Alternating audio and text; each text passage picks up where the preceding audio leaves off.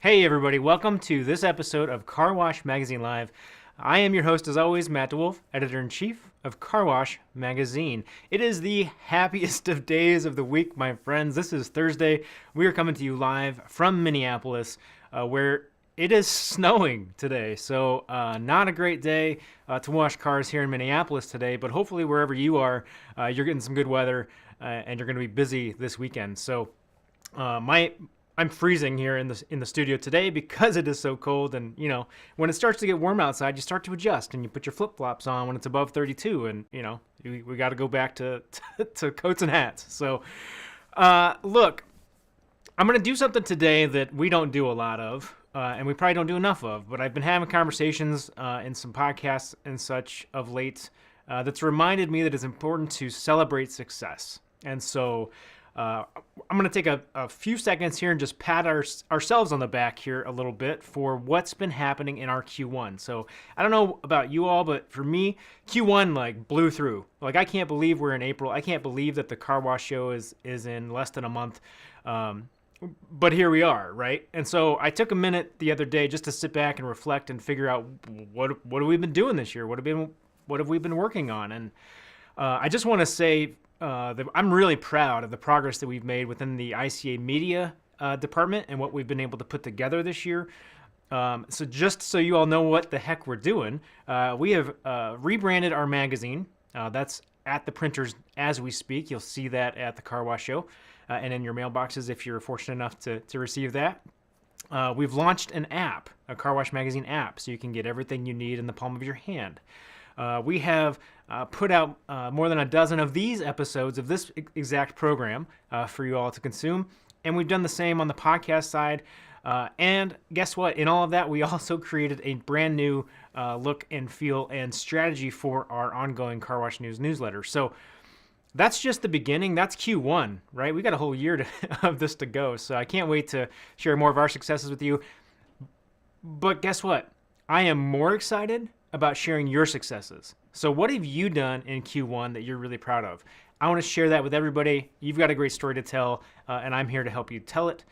So let me know. Put it in the comments or email me at mdewolf@carwash.org. So share those successes. Now, real quickly this week, we've got a little car wash, this week in car wash news for you, a little twikwa. So what's going on, friends? Let's check it out. We've got Superstar named number 1 by Ranking Arizona. That's got some Raising Arizona vibes. I don't know if you're familiar with that. I probably just dated myself there, but that was one of my favorite movies growing up. This is not that. So congratulations to Superstar on their ranking. That's a Best of award for their number 1 position by Ranking Arizona. This is another biggie. We've got Tidal Wave Auto Spa opening number 100. That's a milestone if I've ever heard of one. So congratulations to our friends at Tidal Wave. And then in continuing with the family nature of this business and this industry, Mike's Car Wash has named Joe Dom as president.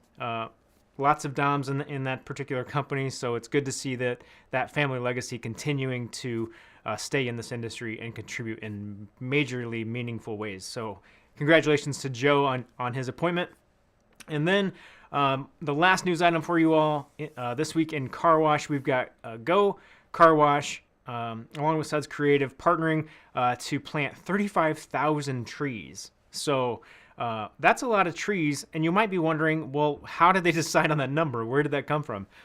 They gave away, they planted rather, 1 tree for every new membership that they sold from February 14 to now. So that's a pretty good quarter. That's a pretty good Q1 for Go Car Wash. Congratulations on that. More importantly, congratulations on making an impact where it matters and making this thing about more than washing cars. Now, we've got a show coming up. If you are not living under a rock, you've heard us talk about it a lot.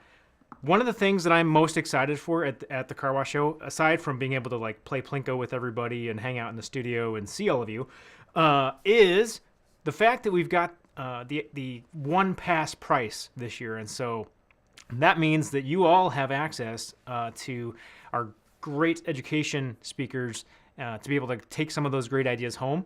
I got a promo for you from one of the individuals from the show this year. He's going to be speaking at the show, obviously.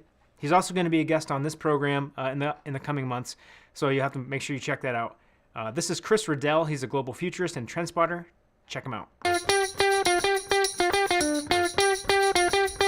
I'm Chris Riddell. I'm a global futurist. I look at trends and patterns all around the world that are going on every single day. And I'm thrilled to be joining everyone at your Car Wash Association event in Nashville, where I've flown in all the way from Australia through California. I'm here in Chicago, and I've been winging my way over there to talk about the crazy world of consumers and how people and human beings are changing every single day, and what a post-COVID world looks like for the next 10 years. And mark my words, the next 3 years of innovation that we're going to see are going to shape and define the next 100 years. There you go, friends. So that's one of the speakers that you've got access to with your one price pass at the Car Wash Show. Okay, so what are we here for today? We are here to talk to EverWash. So EverWash has this goal, a very publicly stated goal, that they're going to be the GrubHub of car washing. So what does that mean? What does that look like? Well, for EverWash, what that really means is that they're taking a different approach in how you build a national car wash brand. And so for many years, we've seen groups try to build national car wash brands. We're seeing a lot of change and development and growth happening right now. But EverWash has a little bit of a different approach. And so we're going to share that with you here, just a piece of this conversation. You can get the rest of that conversation in your Car Wash, the podcast. Wherever you are listening to that, wherever you are consuming that content, that's where we've got the full conversation for you coming up right after this program. But for a taste and for a really nice look behind the brand at EverWash, here you go, friends. So I was looking at the car wash space and said, what can I do that brings all of our background into this space? Once we figured out the numbers and saw that the average customer just doesn't work that much, and that weather is a huge part of this business. Obviously, these numbers. You lose 85 days a year to weather in the industry. It just seemed like such a natural play for membership. Our hardest thing when we started was just convincing a car wash owner that selling a membership actually made them more money. Most wash owners knew my car wash does X amount of washes a year, and I knew what my revenue was. But they really fought the unlimited membership model because they thought that somebody's going to beat them. Somebody's going to come every day. This customer is going to come 20 times, and they're worth so much more as a pay-per-service. They just didn't understand what the average customer was worth. So once we had the information, it was really easy to start selling car wash owners on the fact that they have to change their business model, and this is a much better way to go. And then that took us years. And by the way, we still have those conversations with car wash owners to say, if you need to sell memberships, this is the only way to go. And we still have to convince wash owners, even today, with what's going on in the industry, that membership makes them more money. That's essentially it. Like, they care about average ticket value, right, not lifetime value, and it's sort of an interesting battle to have. Well, and I mean, it's one of those things, right? It's like, it's the devil, right? Look, weather might be variable for me, but I know that I'm going to do X amount of dollars based on my wash volume in any given year, and I'm okay with that.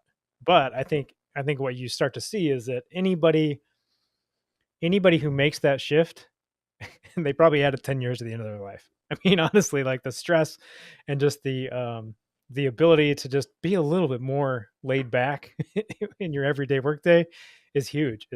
Yeah, and it's hard to change. I mean, we get it. I mean, we had to change dramatically in the gym business, and to really come to work and have a different mindset and say, I'm going to sell memberships today instead of sell upsells for Tire Shine or something else. It's just a different way of thinking about it. So you just have to really change your thought process. And again, even today, you have a lot of washes out there that haven't really gone all in on it. They're sort of in. They know they need to do it, but they're not really doing it correctly. Yeah. So it's we see that all day long, and that's where we come in and we can really help them. Yeah, it was so much harder in the gym industry because we went full bore, right? Like there was no more cash, right? So imagine what that 18 months was like when people walk in, they put $400 on your desk for the year, and you say, nope, give me a credit card, it's going to be $35 a month, and your cash flow is gone. Well, I think what's also interesting is, like, as much as we want to feel like the industry is, like you're saying, fully membership based, it's not really. And then there's lots of people in different phases of that transition. And I think it's not an easy thing to figure out, right? And there's lots of variables in the car wash environment that you got to overcome them. Things like, we talk a lot about Well, make sure you're manning your stations. Okay, yeah, that's great. That's important. Well, make sure that you have a really well trained sales proposition for that thing. Make sure everybody's kind of on the same script. Yeah, that's important too. But I think what we often miss in this space is that it often depends on what you've done along that person's journey leading up to their time to hit your wash, what that experience is like at your wash in total, and then what you do after the fact to follow up with them and then remind them about the great experience they had, so that it really starts to turn into a longer kind of sales nurturing approach instead of this transactional thing, Scott, that you were talking about, where it's like, yeah, I threw car wash on the side of my building and people come and they're going to swipe a card maybe, or they're going to hand me cash and go through and get out of here. That's it. People want more. And I think the membership side of it is just going to make that escalate even more in terms of like, hey, I'm a member of this thing. You better do a good job and you better talk to me.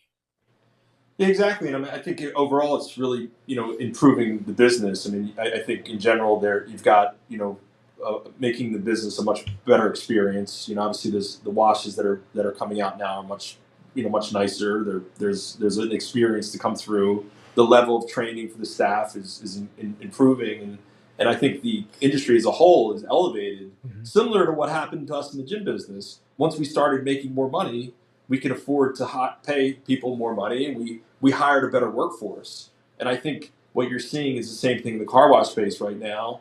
And you actually have, people that are really seeing a big career that they can really grow into. Yeah. So, okay. So I catapulted us a little bit into, I started off this episode saying, where have you been? And then I threw us right into where are you now? Let's take a quick step back for everybody listening, because if you just listen to what we just said, it sounds like you guys said, hey, we should do memberships, and then you exploded. But it wasn't quite that easy. Like, you had to have all these tough conversations. Talk to me about, so 2013, the idea kind of comes in place.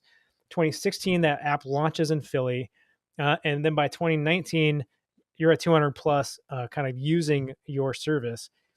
Maybe talk about how you got from the app launching in 16 to the 200 plus, and then maybe give us an update on kind of like where we're at today.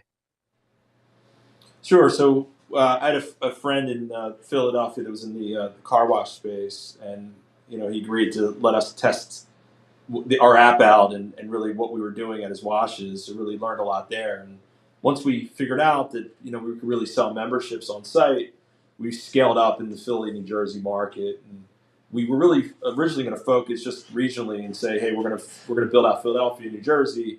But then we started getting phone calls and hearing from people in other parts of the country, and we decided, you know what, if they're willing, they want to work with us, we should do it. So the first wash we put on that wasn't locally was in Seattle, Washington. Somebody called us, refer this place possible. So we had all these washes in Philadelphia, New Jersey, and somebody called us from Seattle and said, I want to be part of this. How do I get involved? So once we figured out like we can really do this and really go nationwide, we decided just to do it, and we'd go anywhere. So we grew very quickly, went from 200. We're currently at about 800 locations and putting on about 30 new locations a month. And again, we're trying to increase that capacity to put on over 100 a month. And essentially, I'll let Scott talk about this also, but originally what we were doing and really still doing is we are the membership arm of a lot of the washes that we work with. So if you come to us, we'll partner with you. We'll help you with your signage. We'll train your staff. We're going to come out and spend time with you. We're going to help you with marketing. We're going to run all your back office, call center support, billing, build you a website. We really do it all. We're a turnkey solution for membership at these car washes. Originally, it was guys that didn't have membership at all. So we'd launch your membership, show you exactly what to do. But ultimately, what came out of this is we started taking over memberships. A lot of the car washes that we work with, about 50% of them, they tried membership on their own, and they either plateaued or didn't want to run the membership anymore and really just wanted help. A lot of these operators, they just don't have the time to focus on everything. It's hard enough just to run the wash every day. To maximize the membership takes a whole other playbook. You really have to be diligent about it. So we come in, bring our resources, and really help them get there. And again, we're only we're all commission based. So we only win if the wash owner wins. So we can help you increase your revenue. That is how we win as a company. So we are aligned, where a lot of other businesses in this industry are really just selling the car wash owner something and saying good luck. We are the complete opposite. We are working with them every day to make sure this is successful. And then what we're also doing is, if you have a membership program and you're successful on your own, you can also just layer us on top of what your current system is, and we can send you members from our channel partner relationship. So again, we are the largest network of washes in the country. That gives us the opportunity to make a lot of big deals with a lot of the big companies out there that we can drive a lot of traffic to our wash partners. Yeah, we sort of look at it, Matt, like you might be a successful regional restaurant, but you're not going to turn away GrubHub business, right? So a person has GrubHub or Uber Eats, they know they like your pizza place or your Greek restaurant or your Mexican restaurant, but they're still opening up GrubHub, looking and saying, "Well, what am I going to do tonight?" And they pick that and go. And that Mexican restaurant, that Greek restaurant, they're not turning away that business. And we want to be the same thing for the car wash industry. So you might have 200 car washes and you're doing great, but you don't have a national footprint to do T-Mobile Tuesday like we're doing, adding tens of thousands of members in a day or two, or partnering with Sirius Satellite Radio, where we're giving away 4 months of Sirius with every membership or as a retention tool. So because we're nationwide, we have the ability to make these large level partnerships. And I hate to keep harkening back to the gym industry, but one of the things that we did at Global Fit, because after I sold my gyms, I joined that team, worked there for 7 years. We made deals with Aetna where we were able to walk into gyms and say, you've got 7,412 people living or working within 5 miles who have Aetna. We're going to, if you join the platform, we're going to reach out to them and let them know they can join at a discount.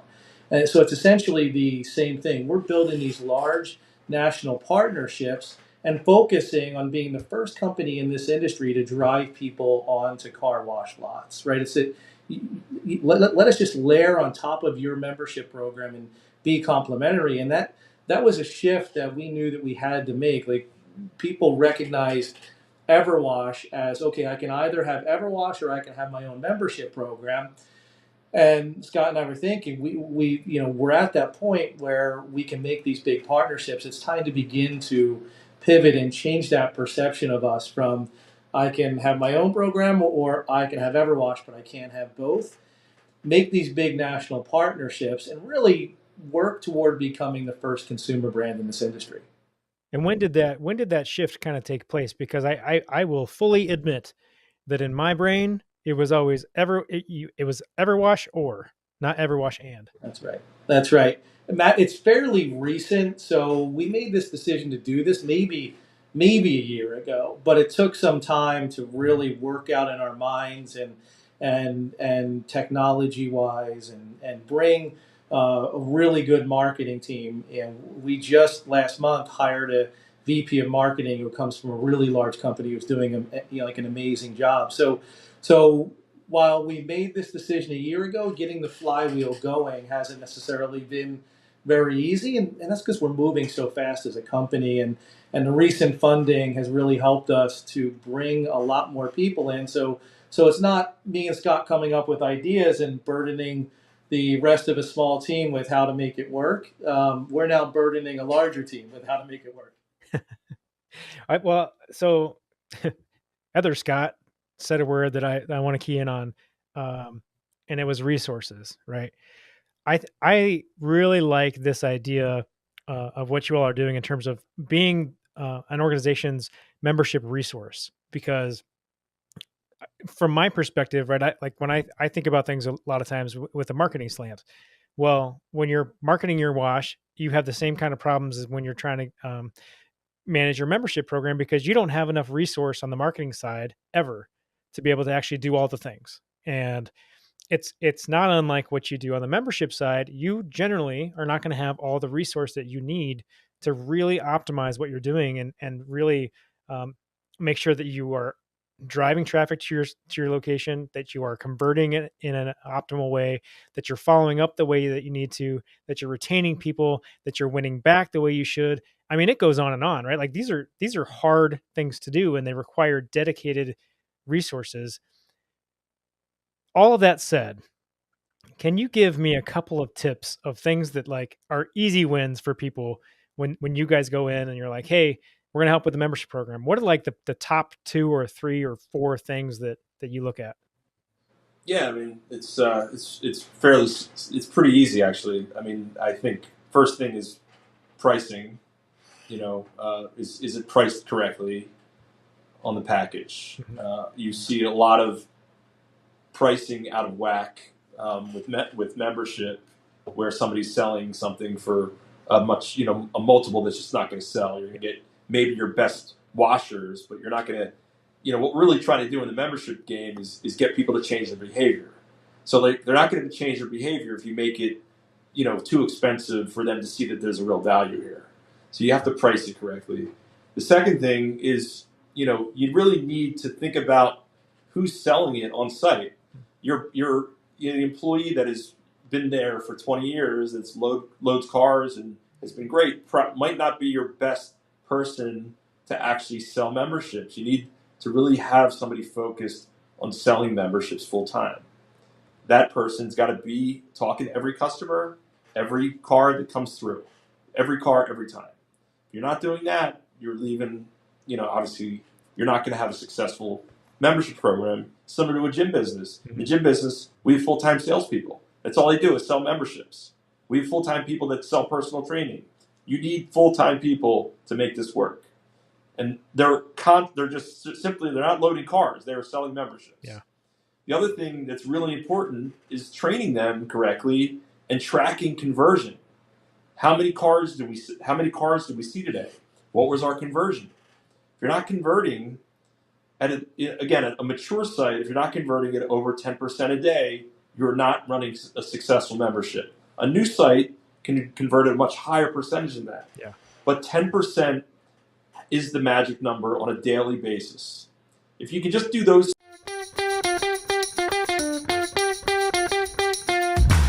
3 things correctly. Hey friends. So you got a little snippet in there, huh? Yeah. So I was cutting it off a little soon on you because guess what I want to do? I want to drive you to listen to the rest of that conversation because it is extremely insightful, and there's so much more going on in there. It's like a 42-minute in total conversation. So make sure you check it out. It's a Car Wash the Podcast. You can get that obviously wherever you're consuming your podcast content, or you can make it really simple and just go to carwashmagazine.com and everything you need is going to be there. Simpler yet, download the app, Car Wash Magazine, the app. Friends, download the thing and check it out. It's super fun. And you can make sure that you get notifications so that you never miss one of these episodes. Isn't that cool? Well, until next time, which is next week at Thursday at 11:30. Friends, there's just one thing that you need to do out there this weekend when you're killing it washing cars, and that is keep it clean.